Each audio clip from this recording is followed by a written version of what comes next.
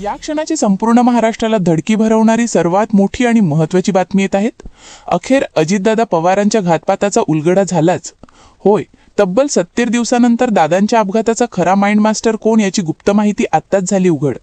अजितदादांच्या घातपाताशी संबंधित बाबाचे कनेक्शन, बाबाने केली सगळी गेम, त्या संदर्भात सर्वात मोठा गुप्त पुरावा आत्ताच आपल्या हाती। ते सगळं आपण तुम्हाला याच व्हिडिओत दाखवणार। नेमकं बाबांनी कोणाला सुपारी दिली होती, बाबाकडे कोण आलेलं, बाबासोबत कोणी पैशाची व्यवहार केले आणि त्याचे दादांच्या अपघाताची काय संबंध, याची सगळी माहिती आत्ताच पूर्णपणे उघड झालेली आहे।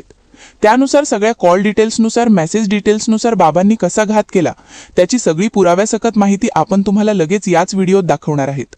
हे सगळं बघितल्यावर तुमच्या पायाखालची जमीन सरकेल, कारण की या बाबासोबत काही मोठे नेते, काही मोठे मंत्री सुद्धा जोडले गेलेले आहेत। त्या सर्वांनी मिळून कशा प्रकारे आपल्या दादांची गेम केली, कशा प्रकारे सगळा कट रचला, ते सर्व आपण या मोठ्या मंत्र्यांच्या, मोठ्या नेत्यांच्या नावासकट तुम्हाला याच व्हिडिओत दाखवणार आहोत। त्यामुळे हा पूर्ण शेवटपर्यंत तुम्हाला व्हिडिओ बघावाच लागेल। आणि या मोठ्या आणि महत्त्वाच्या बातमीसाठी लगेच व्हिडिओला एक लाईक करा, एक लाईक झालाच पाहिजे। आपले दादा अजितदादा आणि महाराष्ट्रभर गाजलेलं त्यांचं अपघात प्रकरण। दादांचं हे संपूर्ण प्रकरण दाबण्यात आलेलं होतं, कारण की राज्यभर फक्त काही बाबाचीच चर्चा होती आणि त्या बाबाच्या चर्चेमुळे या प्रकरणाकडे दुर्लक्ष करण्यात आलेलं होतं। संपूर्ण महाराष्ट्राला हक्क आहे दादांसोबत काय झालं जाणून घेण्याचा। कोणी दादांचा घात केला, कोणी दादांचा कट रचला, त्याची माहिती उघड होणं गरजेचं होतं। परंतु महाराष्ट्राच्या जनतेला काहीच माहिती भेटत नव्हती, संपूर्ण माहिती दाबल्या गेलेली होती। परंतु आत्ताच सगळ्यात मोठं पैशाचं कनेक्शन समोर आलेलं असून त्यानुसार दादांचा अपघात, पैशाचे व्यवहार आणि कोण मोठा मंत्री, कोण मोठा नेता, या सर्वांची गुप्त माहितीच आपल्या हाती लागली आहेत। हे सर्व कनेक्शन तो बाबा आणि त्याच्याकडे आलेली काही मोठी लोक, मोठे नेते, ही तेच नेते आहे ज्यांना संपूर्ण महाराष्ट्र ओळखतो। तुम्ही सुद्धा म्हणणार की हे तर लोक चांगले मानत होतो, दादांच्या विश्वासातले लोक होते, त्यांनीच कसा दादांचा घात केला। त्यामुळे त्या सगळ्या मोठ्या नेत्यांची आपण पुराव्यासकट तुम्हाला माहिती देणार आहोत। कसा यांनी दादांचा घात केला सगळं तुम्हाला उघडपणे दाखवणार। फक्त तुम्ही हा व्हिडिओ शेवटपर्यंत बघायचा, अजिबात अर्धवट व्हिडिओ सोडून जायचं नाही। जेव्हा त्या बाबाचं प्रकरण राज्यभर गाजलेलं होतं त्यावेळी त्याचे आणि VSR कंपनीच्या काही पायलट कर्मचाऱ्यांचे फोटो व्हायरल झालेले होते। त्या बाबाची आणि VSR कंपनीचे चांगले संबंध आहेत आणि याच VSR कंपनीच्या हलगर्जीपणामुळे, निष्काळजीपणामुळे आपल्या दादांना जीव गमवावा लागला, आपल्या दादांचा घात झाला। आपल्याला आत्ताच एक माहिती हाती लागली आहे। त्यानुसार एका सामाजिक कार्यकर्तीने असा आरोप केलाय की दादांचा अपघात होण्याच्या 1 दिवस आधी या बाबाच्या खात्यावर खूप सगळे पैसे टाकल्याचे आणि पैसे काढण्याचे मेसेज आलेले आहेत। कारण की जे सर्वसाधारण मेसेज येत होते महिन्यात, त्या व्यतिरिक्त दादांच्या अपघाताच्या दिवशी आणि त्याच्या आदल्या दिवशी खूप मोठ्या प्रमाणामध्ये या बाबांनी आर्थिक व्यवहार केलेले होते। त्यामुळे नेमकं हे पैसे यांनी कोणाला पाठवले होते, कोणाला विमान कंपनीच्या मालकाला पाठवले होते की त्या विमान उडवणाऱ्या पायलटांना पाठवलेले होते की दादांची सुपारी दिलेली होती, याची संपूर्ण तपासणी आता होणे गरजेचे आहे। नेमकं काही दिवसापूर्वीच दादांच्या मुंबईतील देवगिरी निवासस्थानाच्या बाहेर, तसंच बारामती येथील निवासस्थानाच्या बाहेर या दोन्ही ठिकाणी सुद्धा काही जादूटोण्याचं साहित्य सापडलेलं होतं। त्यानुसार दादांच्या अपघातासंदर्भात काही तंत्रक्रिया झाली का, जादूटोणा झाला का, याची सुद्धा महाराष्ट्रभर चर्चा सुरू होती। परंतु ही चर्चा अखेर खरी ठरली आणि आपल्याकडे अशी काही गुप्त माहिती सापडली ज्यानुसार दादांच्या घातपातामध्ये कशा प्रकार सगळा व्यवहार झालता, किती कोटीचा झाला आणि कोणाला किती पैसे दिले, कोणत्या मोठ्या मंत्र्यांनी पैसे पाठवले, त्याची सुद्धा माहिती आत्ताच हाती लागली आहे। ती सर्व तुम्हाला याच व्हिडिओत आपण पुढे सांगणार आहोत। फक्त शेवटपर्यंत हा व्हिडिओ बघत राहा। बाबांच्या दरबारात येणारे सर्व मोठे लोक, मोठे मंत्री बाबाकडून काही क्रिया करून घेत होते, त्यामुळे हा संपूर्ण संशय आता बाबांकडे आणि त्या मोठ्या मंत्र्यांकडे जात आहे। नेमकं या मोठ्या मंत्र्यांचे आणि बाबाचे दादांच्या अपघातासंदर्भात काही ठरलेले होते का, यांच्यामध्ये काही व्यवहार झालेला होता का, कोणी मोठ्या मंत्र्यांनी या बाबाला पैसे दिलेले होते का आणि त्यानुसार दादांचा घात घडवून आला, त्याची सुद्धा आता महाराष्ट्रभर चर्चा सुरू आहेत। की जी विमान कंपनी आहे VSR, तिचे आणि या बाबाचे सुद्धा कनेक्शन समोर आलेले आहेत। त्यामुळे नेमकं या बाबाचे आणि कंपनीतील काही मोठ्या लोकांचे काही आर्थिक व्यवहार झाले का, कोणी दादांची सुपारी दिली का, याचा सुद्धा आता पोलीस तपास करीत आहे।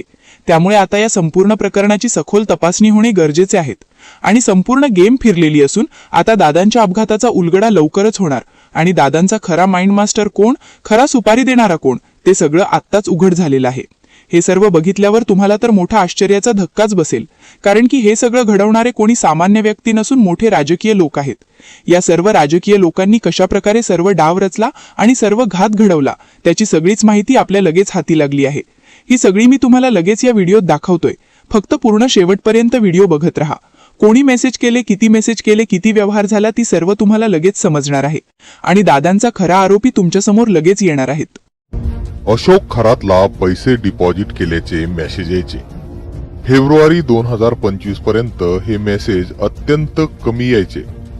मात्र अजित पवारांचा अपघात व्हायच्या एक दिवस आधी त्याला 17 मेसेजेस आले. खरातला 27 जानेवारीला 17 मेसेजेस आले, 29 जानेवारीला 10, 31 जानेवारीला 12 मेसेजेस आलेत. खरातच्या खात्यात पैसे डिपॉझिट झालेत की काढले गेलेत हे आता तपास यंत्रणांना शोधायचंय. हे गंभीर आरोप केलेत अंजली दमनिया यांनी. शिर्डी पोलिसांनी खरात प्रकरणात तपास करताना समता नागरी सहकारी पतसंस्थेत खरातचे मोठे आर्थिक हितसंबंध असल्याचं धक्कादायक वास्तव समोर आणलं. या प्रकरणाचा तपास करत असताना खरातशी संबंधित तब्बल 100 संशयास्पद बँक खाती गोठवलीत. सोबतच 2021 पासून या खात्यांमधून 60 कोटी रुपयांचे संशयास्पद व्यवहार झाल्याचं सुद्धा उघड झालंय. या खात्यांचं वैशिष्ट्य म्हणजे या सर्व खात्यांवर नॉमिनी म्हणून एकाच व्यक्तीचं नाव लावण्यात आलंय. ही बाब बँकिंग नियमाच्या विरोधात आहे. काळ्या पैशांची विल्हेवाट लावण्यासाठी या खात्यांचा वापर झाल्याचा अंदाज पोलिसांनी व्यक्त केलाय. आता दुसरीकडे अजितदादांच्या अपघाताशी भोंदू अशोक खरातचा काही संबंध आहे का, यावरून रोहित पवारांसह काही जणांनी प्रश्न उपस्थित केलेत. याच अनुषंगानं अंजली दमनिया यांनी गंभीर आरोप केलेत. समता पतसंस्थेकडून 27 जानेवारी ते 31 जानेवारी पर्यंत अशोक खरातच्या मोबाईल फोनवर जे मेसेजेस आले त्याची चौकशी व्हावी अशी मागणी अंजली दमनिया यांनी केली. समता पतसंस्था, अजितदादांचा अपघात आणि अशोक खरात या संदर्भात अंजली दमनिया यांनी केलेलं हे वक्तव्य फार महत्वाचं आहे. नावाचं एक पतसंस्था आहे. त्या पतसंस्थेत म्हणजे पैसे घातले किंवा काढले किंवा डिपॉझिट झाले की एक प्रकारचा SMS येतो. आता ही माहिती अतिशय महत्वाची आहे आणि खरं तर हे सगळं मी आधी दाते सरांना भेटून देणार होते, म्हणून मी त्यांची सकाळची आज भेट मागितली होती. पण दाते सरांनी मला दुपारी 4 वाजता त्यांच्याकडे बोलवलंय आणि ही जी माहिती मी मांडली आहे, कारण मला कधीच काही लपवायचं नसतं, तर ही सगळी माहिती मी त्यांच्याकडे देणार आहेत. DG आहेत ते महाराष्ट्राचे आणि शोधू देत त्यांना की कोणी दिली, का दिली, CDR माझ्याकडे कुठून आला, का आला, मी काय शोधलं, त्यांना कधी कळवलं, सगळं ते सांगतील.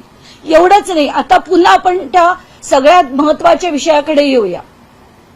समता नावाची जी पतसंस्था ज्याची आता चौकशी चालू आहे, त्याचे पूर्ण वेळात म्हणजे 1 एप्रिल 2025 ते 17 मार्च 2026 कधी 1 मेसेज यायचा, कधी 7 मेसेज यायचे, महिन्याचे 7, 8, 2 असे मी पूर्ण काढले. दर महिन्याला किती मेसेज यायचे. पण आता महत्वाची हे ऐका, 27 जानेवारी म्हणजे अजित पवार गेल्याच्या त्यांचा ताज्या बातम्यांसह ठळक घडामोडी पाहण्यासाठी आजच DD दर्पण न्यूजला लाईक करा, शेअर करा व सबस्क्राईब करायला विसरू नका.